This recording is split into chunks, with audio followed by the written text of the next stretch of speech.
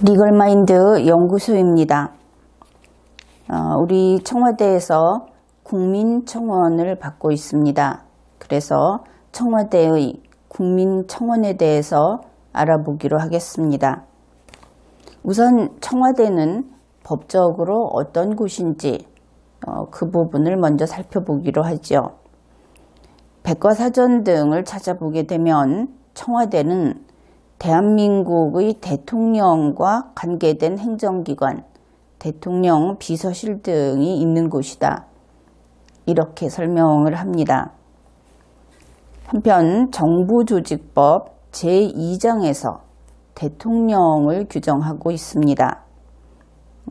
대통령이 정부조직법에 들어있다고 하니까 조금 이상하게 생각하는 국민이 있을지도 모르겠습니다. 그런데 대통령이라고 하는 것은 사람을 가리키지 않습니다. 법적인 기관을 가리킵니다.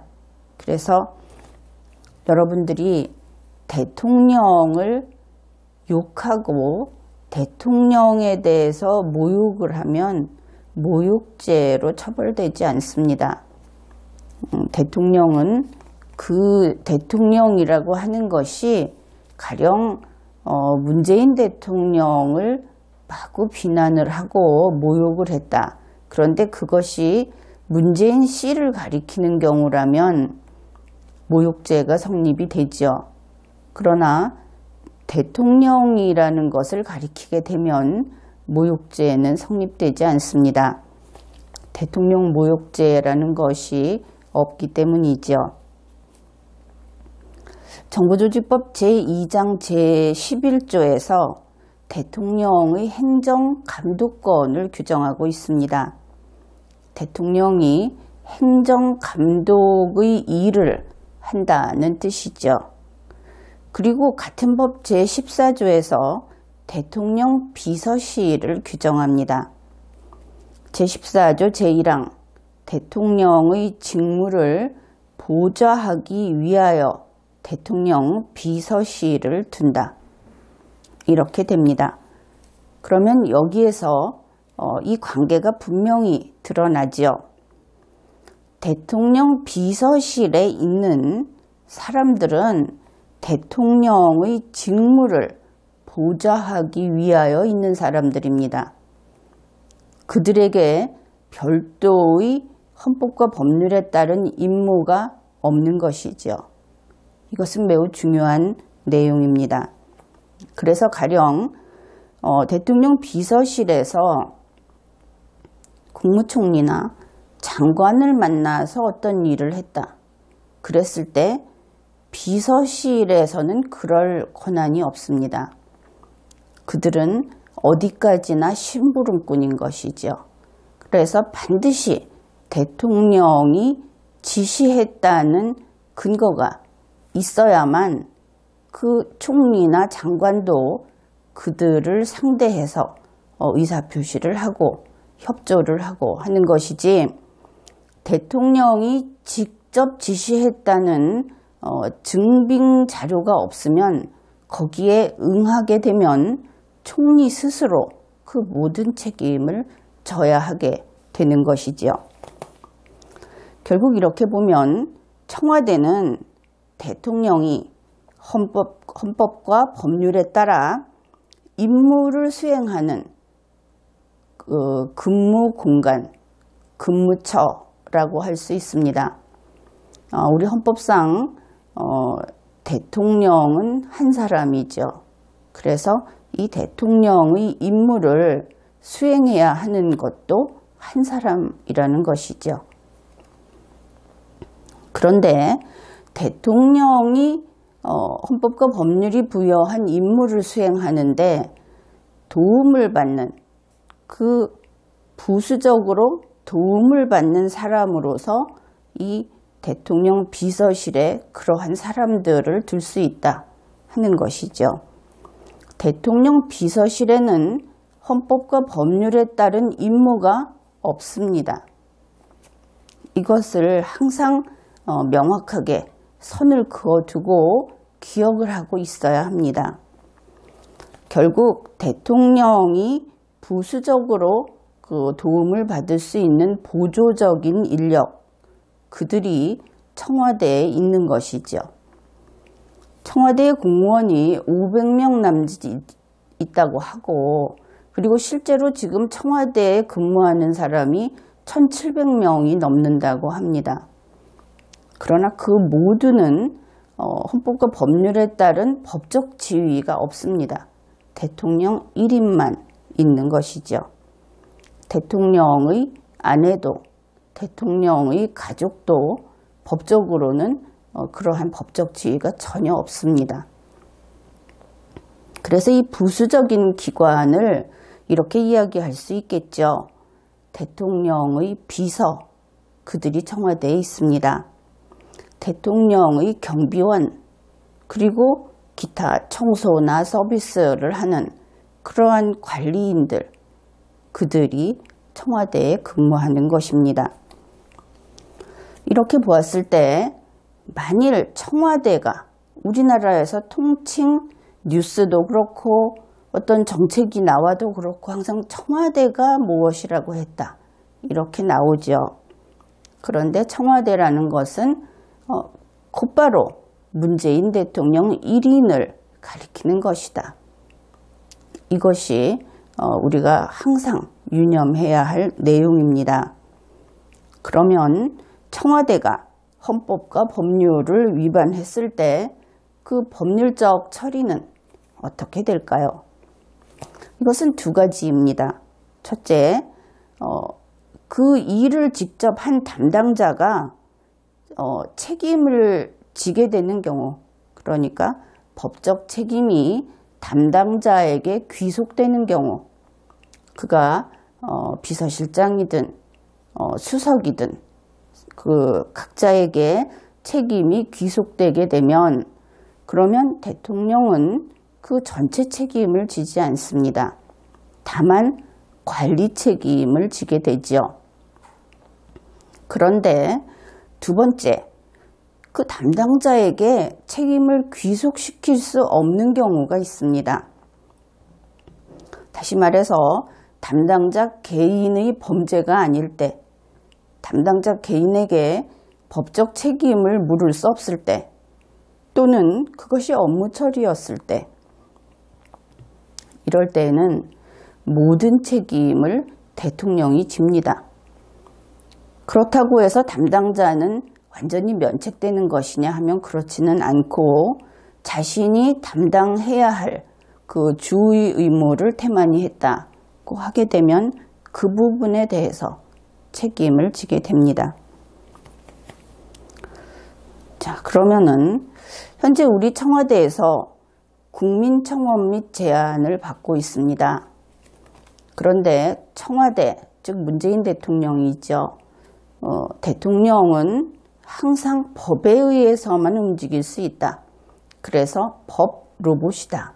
이렇게 이야기를 했죠. 그러면 청와대가 국민청원 및 제안을 받는, 이번에 받을 수 있는 법적인 근거가 있어야 할 겁니다. 그 근거를 찾아보죠. 청원법 제10조는 위임에 대해서 규정을 합니다. 청원을 관장하는 기관은 청원의 처리 등 필요한 사항에 관하여 이 법에 위반되지 아니하는 범위 내에서 규칙을 제정할 수 있다. 그래서 이 청원법 제10조에 따라서 만들어진 규칙이 있습니다. 그것은 바로 국회의 청원 심사 규칙, 그러한 것이 있고 또 다른 예도 있습니다. 그러면 청와대에도 이러한 규칙이 있는가? 그런데 청와대 또는 대통령 비서실이라는 이름으로도 청원 심사 규칙은 없습니다. 그러니 법적인 근거가 없이 이번에 청와대에서 국민청원을 받고 있는 것인데, 그러면 위임 규정이 없으니까 바로 청원법이 적용이 되겠죠. 청와대는 그 청원을 다음과 같이 설명을 하고 있습니다. 이것은 청와대 그 홈페이지에서 밝히고 있는 내용입니다. 청와대 국민청원 및 제안이라는 제목 하에 청와대의 직접 소통은 국민이 물으면 정부가 답한다는 철학을 지향합니다. 국정 현안 관련 국민들 다수의 목소리가 모여 30일 동안 20만 명 이상의 국민들이 추천한 청원에 대해서는 정부 및 청와대 관계자, 가로치고 각 부처 장관, 대통령 수석 비서관, 특별 보좌관 등 가로 닫고가 답하겠습니다. 이렇게 올려놓았는데 이 내용은 청와대의 국민청원이 처음 시작될 때는 없던 내용이라고 합니다. 왜냐하면 이 국민청원에 대해서 단 한 건의 답변이 나왔죠.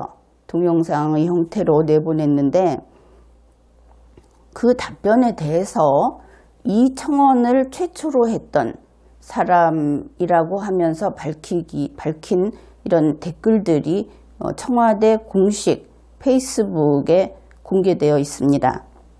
거기에 보면 처음에는 이러한 제안이 없었다는 주장이 있는 것으로 보아서 도중에 이렇게 20만 명 이상, 30일 동안 20만 명 이상이라고 하는 조건이 새로 붙였는가?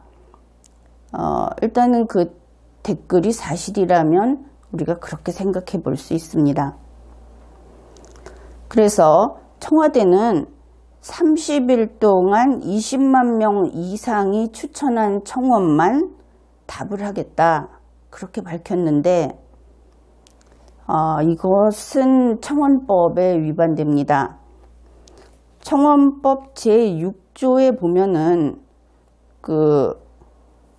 그리고 청원법에 위반되는 내용이라는 것은 일단 헌법과 청원법에 위반이 됩니다. 모든 청원에 대해서는 수리를 하든 불수리를 하든 통지라는 형식의 답변을 다 해야 하기 때문입니다. 여기에서는 그 청원의 방법을 특히 살펴보기로 하겠습니다. 우리 청원법 제6조는 청원의 방법을 이렇게 규정하고 있습니다. 제1항 청원은 청원인의 성명과 이름이 반드시 들어가야 합니다. 주소 또는 거소를 기재하고 서명한 문서로 하여야 한다. 다만 이 문서는 전자정부법에 의한 전자문서를 포함한다고 합니다. 따라서 청원은 반드시 자신의 실명 그리고 주소 또는 거소 이것을 넣어서 제3항에 보면 청원의 이유와 취지를 밝히라고 이것은 당연히 들어가야 하겠죠. 그래서 청원의 이유와 취지를 넣어서 서명한 문서로 하여야 합니다. 이것이 법률이 규정하고 있는 것이기 때문에 이것을 임의로 청와대가 변경할 수 없습니다. 그러면 법 위반이 됩니다.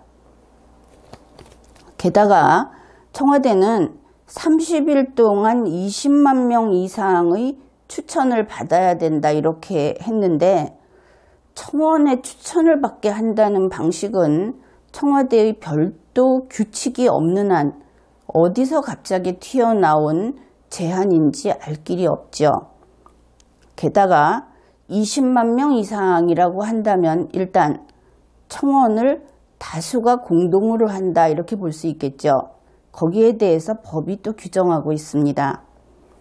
청원법 제6조 제2항 다수인이 공동으로 청원을 하는 때에는 그 처리 결과를 통지받을 3인 이하의 대표자를 선임하여 이를 청원서에 표시하여야 한다. 그러니까 청원서에 3인 이하의 대표자를 별도로 선임을 해서 선임했다는 사실 그리고 그 대표자라는 사실을 표시를 해야 합니다. 1인이 청원을 하고 거기에 대해서 다른 사람들이 추천하는 형식으로는 다수인이 공동으로 하는 청원을 제출할 수 없는 것이죠. 게다가 청와대에서는 지금 청원하기라는 안내가 게시되어 있습니다.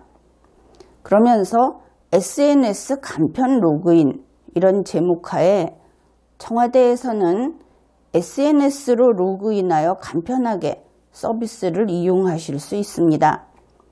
원하시는 SNS를 선택하시고 로그인해 주세요. 이렇게 되어 있습니다. 지금 청원하기 위해서 바로 여기에 있는 SNS 로그인을 해야 하는 것입니다. 그런데 SNS가 페이스북 계정으로 로그인, 트위터 계정으로 로그인, 네이버 계정으로 로그인, 카카오 계정으로 로그인 이렇게 4개가 나와 있습니다. 즉 4개의 SNS만을 이용해야 하고 4개의 SNS 계정이 있는 사람만 청원할 수 있다는 것이죠. 이것은 헌법 제26조 위반입니다. 헌법 제26조에서 청원은 국민의 권리로 규정했지 방금 소개한 4개의 SNS 가입자의 권리로 규정하고 있지 않습니다. 이것은 청와대가 명백하게 헌법을 위반한 것이죠. 청와대에는 문재인 대통령 1인을 뜻한다고 했습니다. 그 법적 지위는 문재인 대통령 1인만 법적인 그 권한을 행사할 수 있는 그러한 곳이죠. 따라서 청와대가 헌법 제26조를 위반했으면 그것은 문재인 대통령이 헌법 제26조를 위반한 것과 동일하다고 하겠습니다. 그 다음에 이 4개의 SNS 계정으로 로그인하라고 명시를 해놓았고 다른 방식은 일체 없습니다. 이것은 청원법 제6조 제1항 위반이기도 합니다. 청원인의 성명이 들어가지 않고 SNS 계정상의 그 아이디가 들어가게 되겠죠. 실명이 들어가야 하는데 청원법 제6조 1항 위반입니다. 또 하나는 청원은 대한민국 국민의 헌법상 권리입니다. 그런데 청와대의 이러한 법 시행으로 헌법과 법률에 위반된 법 시행으로 외국인도 이 4개의 SNS 계정 중에 하나만 있으면 로그인해서 청원을 할 수 있게 해 놓았던 것입니다. 이러한 부분은 청와대에서 이 청원법이나 헌법에 대해서 애초에 검토를 하지도 않고 제대로 살피지 못해서 발생한 일일 수 있는데 이 위헌행위, 위법행위가 현재 진행형이라는 것이 우리 국민들로서는 심히 걱정이 되는 부분입니다.